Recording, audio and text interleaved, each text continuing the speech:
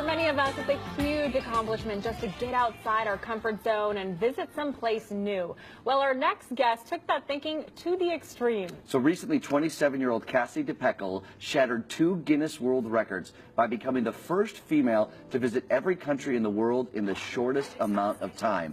Her journey took her to get this 196 countries, that's all of them, over the span of 18 months. Wow. So Cassie joins us now via Skype. You're out in Connecticut. Good morning, Cassie. Hello. Morning. Thanks for having me. Appreciate it. It's a fascinating story. So you have this record. You visited all these places.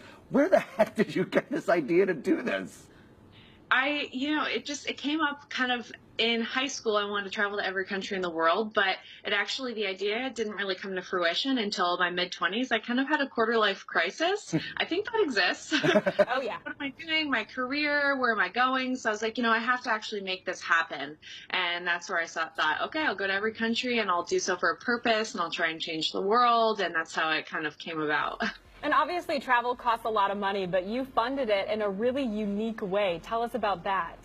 Yeah, so I don't think people realize the amount of work that went into it. I talk about sponsors, I talk about independent investors, but in that year and a half before I took off, I had to save up. I saved about $10,000 for my 2 babysitting jobs. I was working like 85 hours a week, overnights, but just so that I could kind of save up that first bit to just get me going. But in that time, I also reached out to CEOs and companies and network to try and find the funding through sponsorship and through independent investors to fund the remainder of the trip. And 8 months in, I completely ran out of what I'd saved so far and what I'd made so far. And so I had to kind of go back home and regroup and figure, okay, I'm going to have to focus on financing this throughout, like every single day. I'm going to have to continue to reach out to companies for sponsorship. So it was no easy feat. It was definitely really challenging, but worth it. And quickly, what was the grand total of how much it was?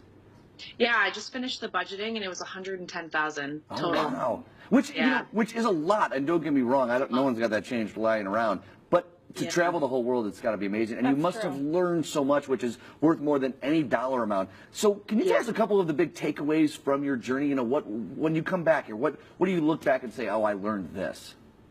I think this is something where it kind of could sound cheesy, but one thing I realized is, I went into this expedition feeling kind of maybe a little bit selfish and not like I was able to help the world, and I didn't really understand humanity fully. But after traveling to so many countries and connecting with so many people and being in situations where I've been completely stuck having to depend on locals, I truly realized that we all have the same basic needs.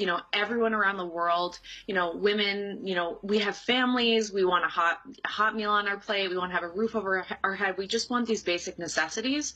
And once we can kind of realize this underlying foundation of humanity, we can learn to respect each other a little bit more and be a little bit more kind of open-minded as well to learning about new cultures and religions and everything like that.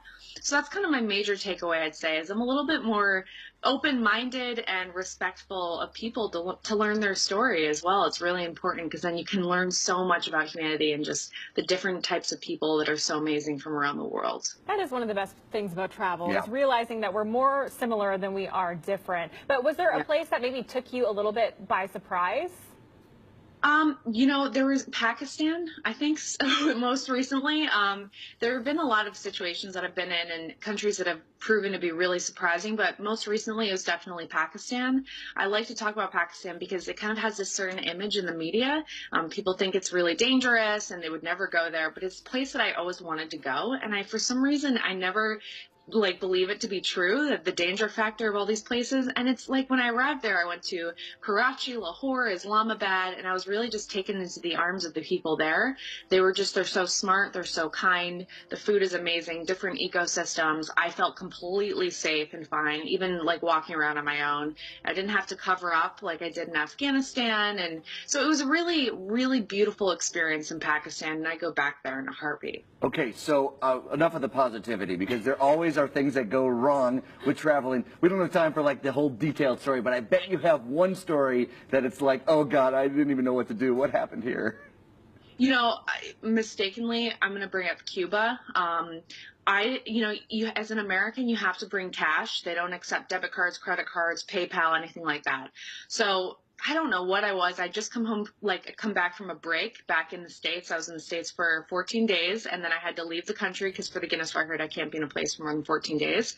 So I left down to Cuba, and I brought $20 cash with me.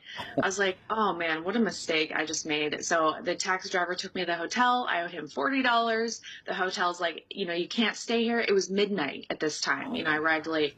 They're like, you can't stay here. You have to be able to pay us with cash. And I was like, oh my God, I'm in this situation where I'm literally on the streets. I walked outside. I was on the side of the highway, just sitting there. The taxi driver came up to me, and I know some Spanish, so I understood. He said, like, I have 3 daughters. I would hate for them to be in your situation. So you can come stay with me for the night. And I'm like, wow, like what, he doesn't even know me. And I'm sure he doesn't have any bad intentions because I'm telling you, people just want to help a brother out, or help a sister out, What an incredible story. I love how I said enough of the positivity, and then we get up with the most heartwarming story ever from Cuba. That is so wonderful. That's incredible. Yeah, it really worked out. That could have been bad. Well, I know. So yeah, and his wife just like ended up making her bed for me, and I woke up and I saw her laying there on the kitchen floor sleeping on this little foam pad. It was a very, poor household, and I just couldn't believe it. But it was a mistake, a huge mistake, because if it wasn't for this like act of kindness from a stranger, I mean, it's true. It's like I would have just completely had to walk 12 hours back to the airport. I would have been probably in a really bad situation, Wow. So now we know if we're traveling to Cuba, bring cash, and the people are really nice. Cassie, thank you so much for your time. What an incredible adventure you were on. I really appreciate it. Thanks for having me. Well, to keep up with Cassie, check out her website, CassieDePeckle.com. And those photos and those videos were incredible. And the stories are even better.